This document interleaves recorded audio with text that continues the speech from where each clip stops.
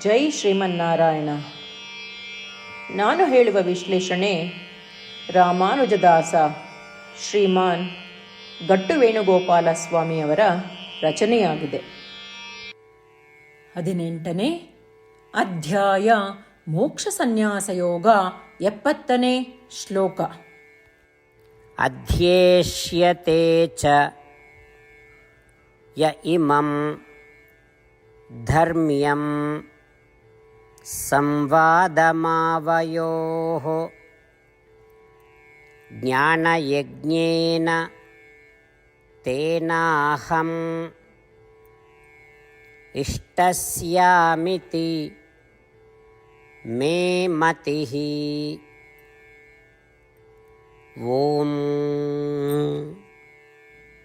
ಗೀತಾಚಾರ್ಯ ಶ್ರೀಕೃಷ್ಣ ಪರಮಾತ್ಮ ಅರ್ಜುನನೊಂದಿಗೆ ನಮ್ಮೆಲ್ಲರಿಗೂ ಮೋಕ್ಷ ಸನ್ಯಾಸ ಯೋಗವನ್ನು ಕಲಿಸುತ್ತಿದ್ದಾನೆ.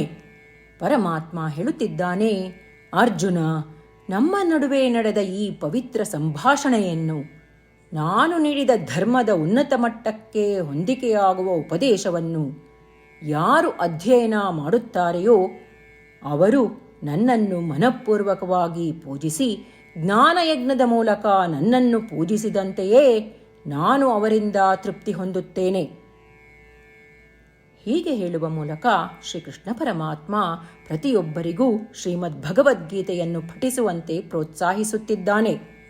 ಆದುದರಿಂದ ಶ್ರೀಕೃಷ್ಣ ಪರಮಾತ್ಮನಿಗೆ ಅತ್ಯಂತ ಪ್ರಿಯವಾದ ಭಗವದ್ಗೀತೆಯ ಒಂದು ಶ್ಲೋಕವನ್ನಾದರೂ ನಾವು ಪ್ರತಿದಿನ ಪಠಿಸುವ ಪ್ರಯತ್ನವನ್ನು ಮಾಡೋಣ.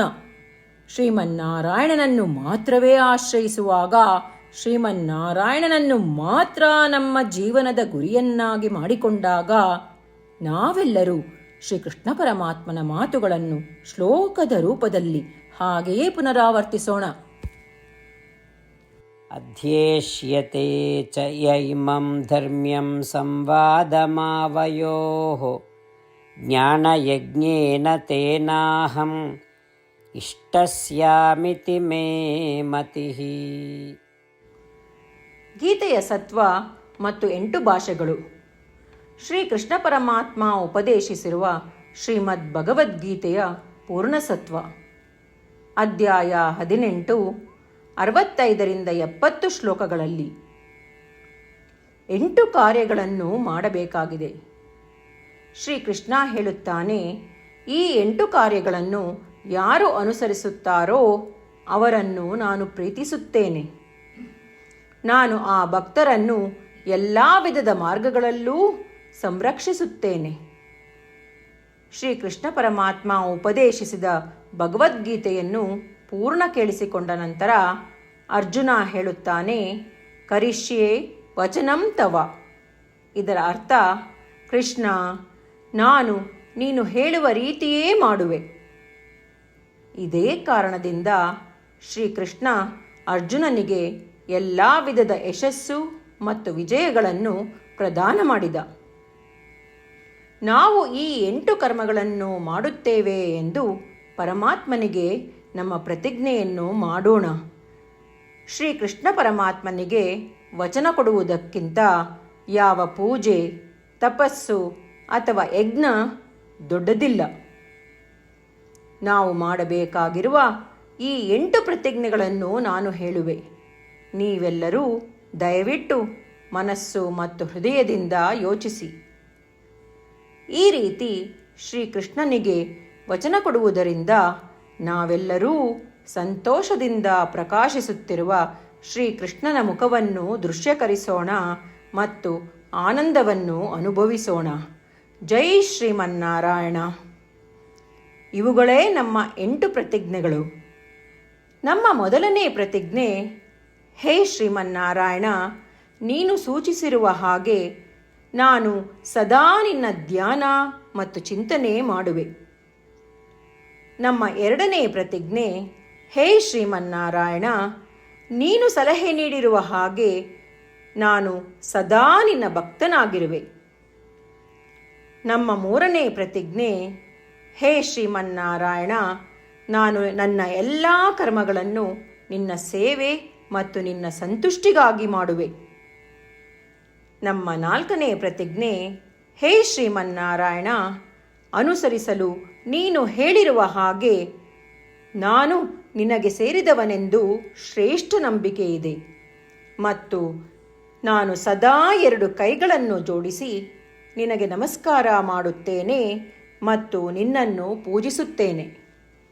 ನಮ್ಮ 5ನೇ ಪ್ರತಿಜ್ಞೆ: ಹೇ ಶ್ರೀಮನ್ನಾರಾಯಣ, ನಿನ್ನ ವಚನಗಳನ್ನು ಸ್ಮರಿಸುತ್ತೇನೆ. ಮಾಮೇಕಂ ಶರಣಂ ವ್ರಜ. 18ನೇ ಅಧ್ಯಾಯ 66ನೇ ಶ್ಲೋಕ. ನೀನು ಹೇಳಿರುವೆ, ನಿನಗೊಬ್ಬನಿಗೇ ಶರಣಾಗಬೇಕು. ಶ್ರೀಮನ್ನಾರಾಯಣ, ನಿನಗೊಬ್ಬನಿಗೇ ಶರಣಾಗುವೆ. ನಮ್ಮ 6ನೇ ಪ್ರತಿಜ್ಞೆ: ಹೇ ಶ್ರೀಮನ್ನಾರಾಯಣ, ನಿನ್ನ ವಚನಗಳನ್ನು ಸ್ಮರಿಸುತ್ತೇನೆ. ಮಾ ಶುಚಃ.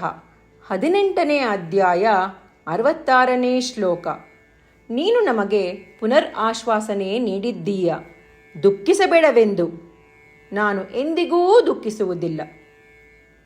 ನಮ್ಮ 7ನೇ ಪ್ರತಿಜ್ಞೆ: ಹೇ ಶ್ರೀಮನ್ನಾರಾಯಣ, ನೀನು ಶ್ರೀಮದ್ ಭಗವದ್ಗೀತೆಯನ್ನು ನಮಗಾಗಿ ಉಪದೇಶಿಸಿ ಅನುಗ್ರಹಿಸಿ ಮತ್ತು ಆಶೀರ್ವದಿಸಿದ್ದೀಯ.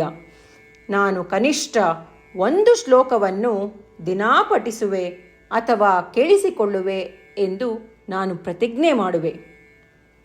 ನಮ್ಮ 8ನೇ ಪ್ರತಿಜ್ಞೆ: ಹೇ ಶ್ರೀಮನ್ನಾರಾಯಣ, ನೀನು ಮನುಷ್ಯ ಸಮುದಾಯಕ್ಕೆ ಗೀತೆ ಉಪದೇಶಿಸಿದೆ.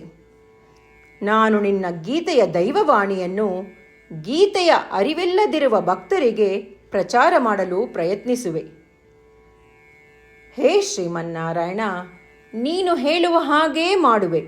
ನಿನ್ನ ಇಚ್ಛೆಯಂತೆ ನಡೆವೆ. ನಾನು ನಿನಗಾಗಿಯೇ ಶ್ರಮಿಸುವೆ.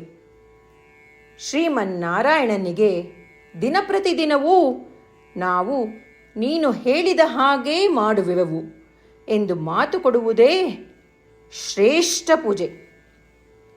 ನಾವು ನಮ್ಮ ಅಚಲವಾದ ನಂಬಿಕೆಯಿಂದ ಅವನಿಗೆ ನಮ್ಮ ಪ್ರತಿಜ್ಞೆ ಮಾಡೋಣ. ಶ್ರೀಮನ್ನಾರಾಯಣ, ಕರಿಷ್ಯೆ ವಚನಂ ತವ. ಶ್ರೀಮನ್ನಾರಾಯಣ, ನೀನು ನುಡಿದಿರುವ ಹಾಗೇ ನಡೆವೆ. ಸರ್ವಂ ಶ್ರೀಕೃಷ್ಣಾರ್ಪಣಮಸ್ತು. ಜೈ ಶ್ರೀಮನ್ನಾರಾಯಣ.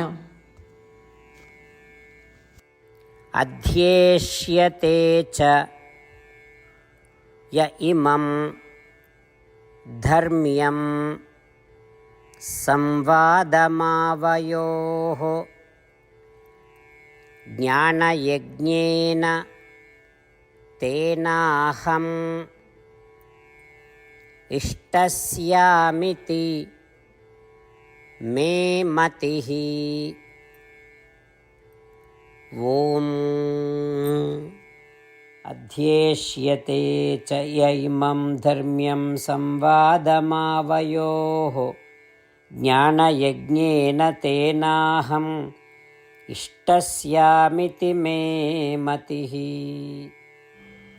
ಜೈ ಶ್ರೀಮನ್ನಾರಾಯಣ. ಎಲ್ಲ ಭಕ್ತಾದಿಗಳಿಗೆ ವಿಶೇಷ ವಿನಂತಿ. ನಮ್ಮ ಜೀವನದ ಎಲ್ಲ ವಿಷಯಗಳಲ್ಲಿ ನಮಗೆ ಶೀಘ್ರ ಮತ್ತು ಪರಿಣಾಮಕಾರಿ ಫಲಿತಾಂಶಗಳ ಅಪೇಕ್ಷೆ ಇರುತ್ತದೆ. ಇದನ್ನು ಸಾಧಿಸಲು ನಾವು ದಿನಪ್ರತಿದಿನವೂ 1 ನಿಮಿಷವನ್ನು ನಾರಾಯಣ ಅಸ್ತ್ರಂ ಓದುವುದರಲ್ಲಿ ಕಳೆಯೋಣ. ನಾರಾಯಣ ಅಸ್ತ್ರಂ ದೊರೆಯಲು ನಾರಾಯಣ ಅಸ್ತ್ರಂ ವೆಬ್ಸೈಟ್ಗೆ ಹೋಗಿ www.narayanaastram.org. ನಿಮ್ಮ ಹೆಸರು ಮತ್ತು ಇಮೇಲ್ಗಳನ್ನು ಪಂಜೀಕರಿಸಿ. ನೀವು ಪಂಜೀಕರಿಸಿರುವ ಇಮೇಲ್ ವಿಳಾಸಕ್ಕೆ ನಾರಾಯಣ ಅಸ್ತ್ರಂ PDF ರೂಪದಲ್ಲಿ ದೊರೆಯುತ್ತದೆ. ಈ PDFನಲ್ಲಿ 1 ರಾಮಾಯಣ ಶ್ಲೋಕ, 1 ಗೀತಾ ಶ್ಲೋಕ ಮತ್ತು ವಿಷ್ಣುನಾಮ ಇರುತ್ತದೆ. ಈ 3 ಮಿಶ್ರಣವೇ ನಾರಾಯಣ ಅಸ್ತ್ರಂ. ಪ್ರತಿಯೊಬ್ಬರೂ ಈ ಶ್ಲೋಕಗಳ ವಿಭಿನ್ನ ಸಂಯೋಜನೆ ಪಡೆಯುತ್ತಾರೆ. ಯಾವಾಗ ಪ್ರತಿಯೊಬ್ಬರೂ ಪ್ರತಿದಿನವೂ ಅವರ ನಾರಾಯಣ ಅಸ್ತ್ರವನ್ನು 24,000 ಭಕ್ತಾದಿಗಳೊಡನೆ ಓದಿ ಅಥವಾ ಕೇಳಿಸಿಕೊಳ್ಳುತ್ತಾರೋ, 1 ಸುತ್ತಿನ ಸಂಪೂರ್ಣ ರಾಮಾಯಣ ಪಾರಾಯಣ, 33 ಸುತ್ತು ಶ್ರೀಮದ್ ಭಗವದ್ಗೀತಾ ಪಾರಾಯಣ, 24 ಸುತ್ತು ಶ್ರೀ ವಿಷ್ಣು ಸಹಸ್ರನಾಮ ಸ್ತೋತ್ರ ಪಾರಾಯಣ ಪ್ರತಿದಿನವೂ ಪೂರ್ತಿಗೊಳ್ಳುತ್ತದೆ. ದಿನಪ್ರತಿದಿನವೂ ಈ ರೀತಿ ಮಾಡುವುದರಿಂದ ಗಮನಾರ್ಹ ಮತ್ತು ಅಸಾಧಾರಣ ಫಲಿತಾಂಶ ಹೊರಬರುತ್ತದೆ. ಅದೇ ಕಾರಣಕ್ಕಾಗಿ ನೀವು ಮತ್ತು ನಿಮ್ಮ ಕುಟುಂಬ ಸದಸ್ಯರು ಶೀಘ್ರವೇ ನಿಮ್ಮ ನಾರಾಯಣ ಅಸ್ತ್ರವನ್ನು ಪಡೆಯಿರಿ.